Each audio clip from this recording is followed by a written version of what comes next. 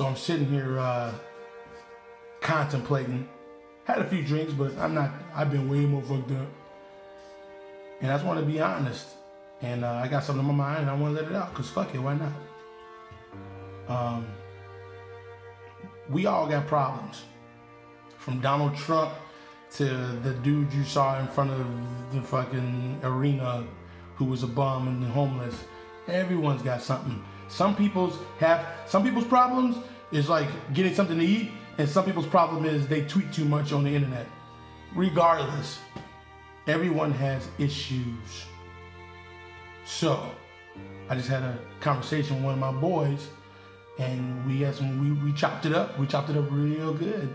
And I just felt the need to let everybody else know, you know? So, here's the truth. The truth is, we all got issues, and you are never going to fix them unless this, ... You figure out the fundamental reason why you had the issue in the first place. You can sit here, I got some text. You can sit here until you're blue in the face and talk about this issue, I got this and that, but if you don't get to the root of it, you ain't gonna fix it. You can clean it up for a little bit. When I lost all that weight the first time, I scratched the surface of what my problem was, but I never got to the root of it. I lost all that weight because of superficial shit on the outside.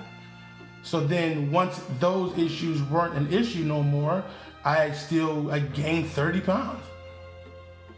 And I vowed when I lost all the weight to never go that direction again, and what's happened?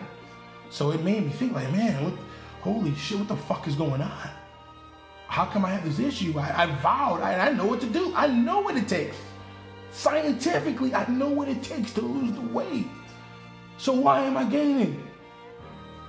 I think I know. Again, I say this before, if you follow me on social media, you know.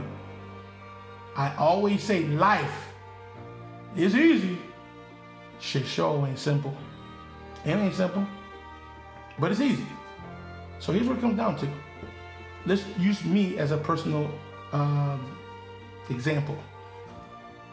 When I lost the weight the first time, all my good friends were getting females and they weren't being called big man every time I talk to somebody. Like, I wasn't getting the exterior love from people. People liked me. I was always a likable person. People fucked with me, but I wasn't getting the love from the ladies. You know what I'm saying? I love the ladies. You know what I'm saying? So once I hit a rock bottom, I was like, holy fuck, I'm never gonna get any love from any lady if I don't fix my situation now. So then that was enough motivation at the time to fix the problem. So I fixed it. And then that wasn't an issue no more. Women, pretty women, sex, all that shit was no longer an issue. You know, you add a better looking person plus a little bit of swag and a little bit of confidence and a great personality, it's not really an issue to have sex. And any guy having trouble with that, holler at me, I can help you with that. But then I started gaining the weight back, 30 pounds. I'm starting to see shit on Facebook where like 2 years ago, y'all was in Vegas and this is how you looked. I'm like, what the fuck? That ain't me today. I can't even fit that shirt. That's my favorite shirt. I can't fit it. So I told myself, well, what the fuck happened? And then I saw something on YouTube. I'm not gonna get too deep into it because it's already on 4 minutes. I'm gonna try to clean this up. But the reason I have a food addiction is because of my upbringing. That's what I believe. Didn't really get a lot of love, you know. I'm not gonna go too deep into my personal family situation. I will in a different episode, but it wasn't the prototypical family love situation, you know what I'm saying? And I always thought I handled it right? I'm like, oh man, I took some I got people who I could argue that their family, you have a problem with that family? Like, you don't even know my situation. But then I handled it a different way. And food was a way that helped me grasp dealing with that. Scientifically, food is made to make you fucking addicted to it. They got studies and shit that says sugar is more addictive than cocaine. And think about it, niggas is addicted to Coca-Cola, Mountain Dew, fucking cookies, pies, and holy fuck. And you know, I'm not gonna get too scientific, but the endorphins in your head get to popping off when you eat. So you feel good instantly. Like you get the quick feel good. In the long run, you feel like shit, but instantly you feel good.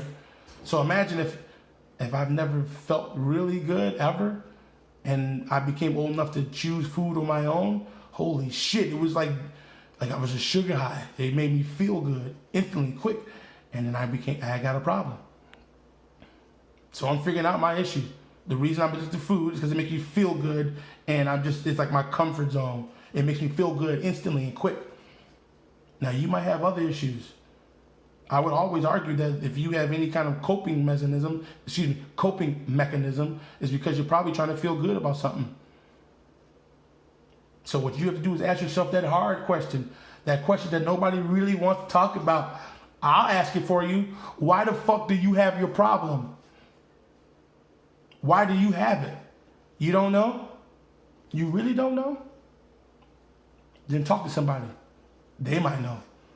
But deep down, there's a reason why you have whatever issue you have, whether it be gambling, pussy, fucking 2K, which is one of my problems too, food, cocaine, fucking crossword puzzles. If you doing something and it's fucking with your life, then you have a problem and you're coping with something. So, long story short, goddamn, in 6 minutes, you need to ask the real root problem. Why do you have the problem? And once you answer that question, then you can start fixing that shit. But that skin deep shit, it'll get you a little bit, but it won't get you to the fucking promised land. I'm gonna end it at that. That's real talk. GVO, this is real talk right now. My nigga.